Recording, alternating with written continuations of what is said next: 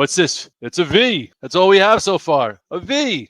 The spies have been literally making higher lows and higher highs for like 8 sessions, and it's getting a little hard to trust. I gotta say, some days are easier than others. I was down here at 510 right by the 200-day. VIX was through the roof. Everyone was going nuts. That was a great spot to put on some risk. Right here is where we put the blood in the street account, right around 517. A lot of people put a lot of their money to work when I put my wife's BOS account. That week I made really good money selling puts, buying calls. Here we are at 544.96, right back into some really big congestion. Right around here, I started selling some premium, some 541, some 544s, and right around here, I'm net short. I'm still in some positions, like I've been in NVIDIA and I've been in Dash and I've been in Amazon, but at this point, it's like I'm trying to catch a little bit of a cute thread the needle for somewhat of a retracement. Like we can go back to highs at some point in the next few months, but do we have to do it straight line? Every day we go above the next high and we low, higher, low, higher, low, higher, low, gap up, higher, low. So until we actually make a peak and do like a red dog reversal, we push above 544.96, come back below, make a topping tail into some resistance, which would be nice, and then give you a nice big red candle. Chances are this retracement move that everybody would like hasn't really shown its face yet. So at this point, there is no W until you get a peak and until you get a close below a prior low. Mechanically, I guess a lot of the mega cap tech stocks have already had their earnings, so their buyback machines are on. It's August 15th. There's a lot of people in the mounds, on the beaches, so things are in a little bit of cruise control. Iran never bombed Israel. Data is kind of in line with a little bit more of a Goldilocks versus a hard landing. And the funny thing is, people are like, well, is the Fed ahead of the curve, behind the curve, or this curve, or that? I'm like, down here, they wanted an emergency point rate cut. And now up here, we'll just do a quarter. If you don't think that the Fed watches the market and sentiment and greed and fear and all those things, what to do from here? I would think you'd be a little careful here. I feel like it's almost just as risky to be buying up here. You know, you could day trade versus getting short up here